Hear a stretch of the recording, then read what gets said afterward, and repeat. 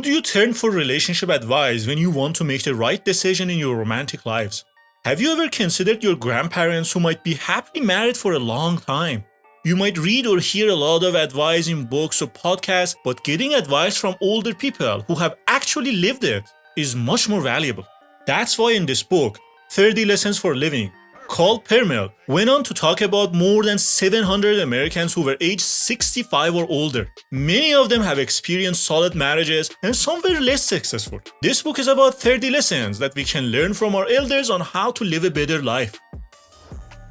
In this summary, I'll share with you 3 key lessons that I learned from the book.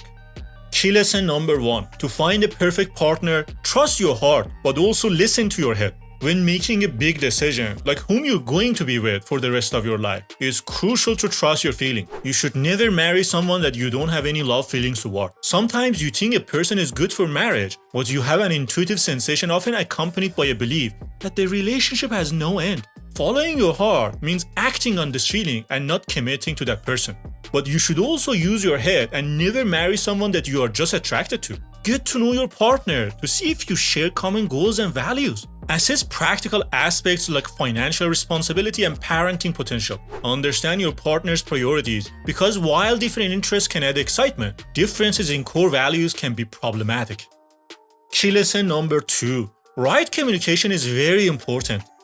The most common and clear relationship advice from older Americans is that the key to lasting love is having discussions instead of yelling or staying silent.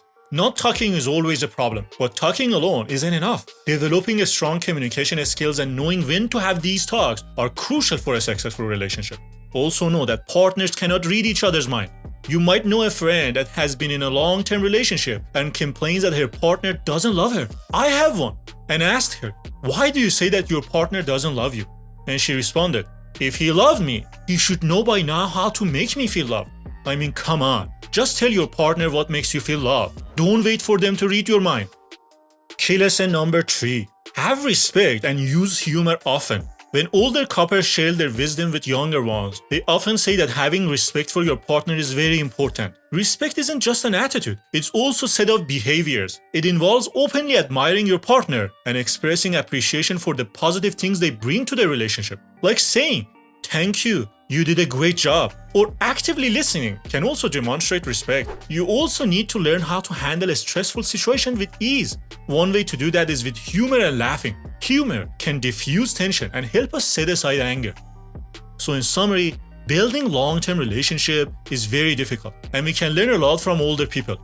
Listen to both your heart and head for finding the right partner. Learn to communicate effectively with your partner and always have respect and use humor to ease tension. If you want the PDF summary of the book, click the link below and I'll be happy to send it to you. Thanks for being here with me. This is Bahman and I enjoy sharing with you.